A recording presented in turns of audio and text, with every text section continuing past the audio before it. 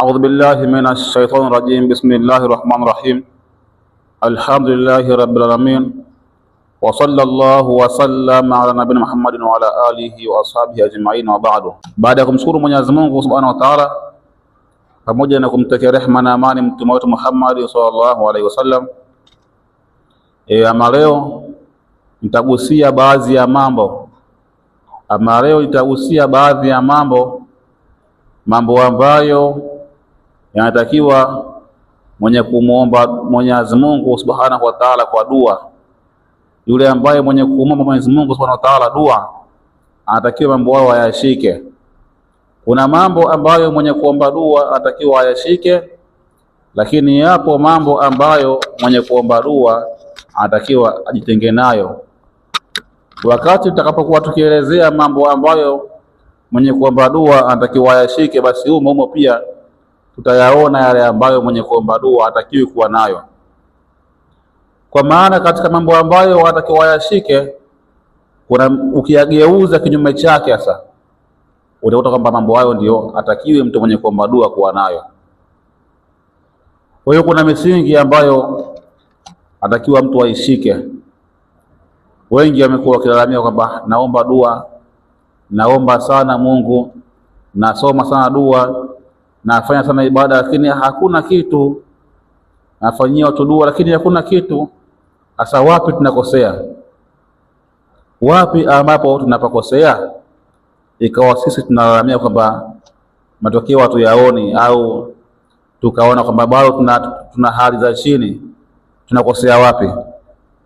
Hapa ndipo nitakapogusia katika siku hii ya leo. Anasema tukiangalia tukifanya marejeo katika vitabu, mtu yoyote ambaye yeye anahitaji kuwa na ilmu au fani ya kuombea watu dua, basi mtu huyu anatakiwa awe ni istimaru sidqi, awe ni mwenye kutumia ukweli, awe ni mwenye kuutumia ukweli fi dhahiri wal batini, kiwazi na kindani, kwa maana nje na ndani yake awe ni mwenye kuutumia ukweli. Fi dhahiri, kinje hivi awe ni mtu wa ukweli, lakini wal batini, na kindani pia awe ni mtu wa ukweli. Tunaposema fi dhahiri wal batini, ndani na nje, hapa kuna maana kubwa sana. Kuna baadhi ya watu ukiwaona hivi kinje unaweza kusema kwamba ni watu ambao ni wazuri, ni wema, lakini kindani wana ubaya ambao wameuficha.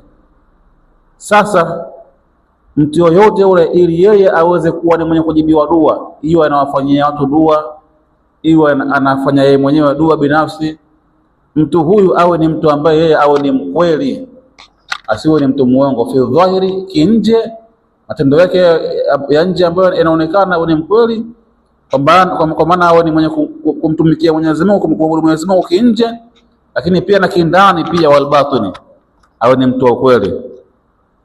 Asiwe tu kwamba tukimuona kinje kwamba ni mtu mmoja ambaye ni mzuri sana, anafanya ibada, lakini kumbe batini, kindani, akawa na maasi yake ambayo amejificha nayo. Kwamba mtu huyu anatakiwa awe ni mkweli nje na ndani pia. Hili jambo la kwanza.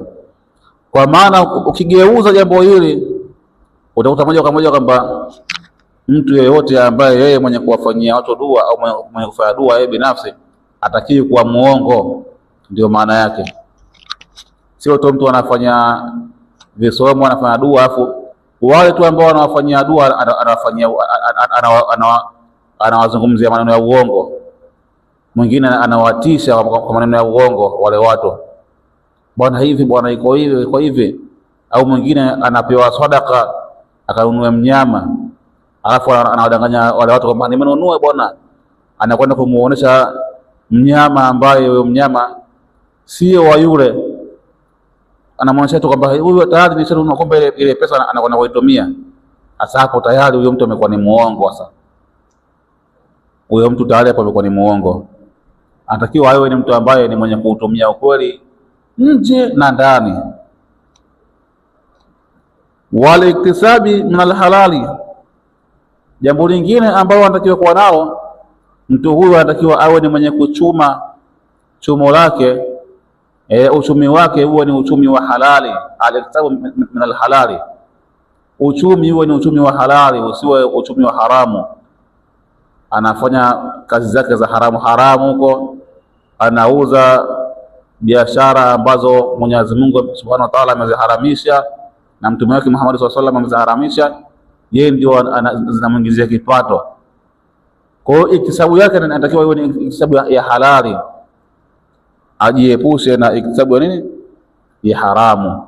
Ndio maana yake. Kwa maana mtu huyu ambaye yeye anafanya kazi ya kusoma dua, chumo lake liwe ni chumo la halali, asiwe ni mtu mwenye kuchuma mali katika njia za haramu. Na tunapozungumzia halali na haramu hapo, haramu ni ipi? Huo ni mlango ambao ni mpana. Kuna baadhi ya vitu kwa kuviona hivi ni halali kidhati ni halali, lakini vinaweza vikawa ni vya haramu kwa namna ambavyo vimepatikana. Hiyo ndio iktisabu. Sasa vimepatikana vipi? Kwa hiyo tukisema haramu, kila mmoja anajua kwamba nguruwe ni haramu, kila mmoja anajua kwamba mbwa ni haramu. Hizi ni haramu ambazo tu zinafahamika kutokana na ile dhati yake. Lakini kumbe inawezekana mtu huyu tukamwona kwamba ni mwenye kupinga haramu, akawa anashiriki ibada msikitini, anashiriki ihtifalati mbalimbali za kidini, tukamwona kwamba ni mwenye kupinga haramu sana, lakini kumbe yeye mwenyewe anakula haramu. Anakula haramu vipi? Kwa sababu sisi hatuwezi kujua amepata vipi mali yake. Tunamwona mtu anakula riziki yake, hatuwezi kujua riziki yake amepata vipi. Kumbe zile njia sasa amekwenda kuchuma kwa nini? Kwa haramu. Hasa mambo haya hatakiwi kuwa nayo mtu ambaye yeye ni mwenye kujishughulisha na kazi hizi za kidini na kazi za kuwaombea watu dua, hatakiwi kuwa na mambo haya. Wa ayuaddi ma wajaba alaihi min al-umuri diniya, anapaswa mtu huyu atekeleze kile ambacho kinamlazimu yeye, kinampasa yeye katika mambo ya kidini. Atekeleze ahsana taadia, kutekeleza kuzuri zaidi. Mambo yote ya kidini yale atekeleze katika ahsana taadia, kutekeleza kuzuri zaidi. Ibada zile azitekeleze vile inavyotakiwa, aswali kwa wakati, tena azidishe. Ahsana mzani wa afal mubalagha, ahsan yani afanye zaidi kwa uzuri. Zile ibadati atekeleze kwa uzuri zaidi, asiwe ni mwenye kulipua. Kwa hiyo hapa ndipo Waislamu tumefeli sasa. Tunataka matokeo katika imani zetu, lakini cha kusikitisha, zile ibadati zetu tunaswali tu haraka ili tukawahi mambo mengine. Inawezekana mtu anakuja kuswali hapa haraka ili mradi aende kuwahi kuangalia mpira tu. Sasa bado huwezi kufikia daraja hiyo ya kutekeleza mambo ya kidini ahsana taadia, kutekeleza kwa uzuri zaidi, halafu unataka uende kuwahi masuala ambayo ya kilahu, hapo inakuwa bado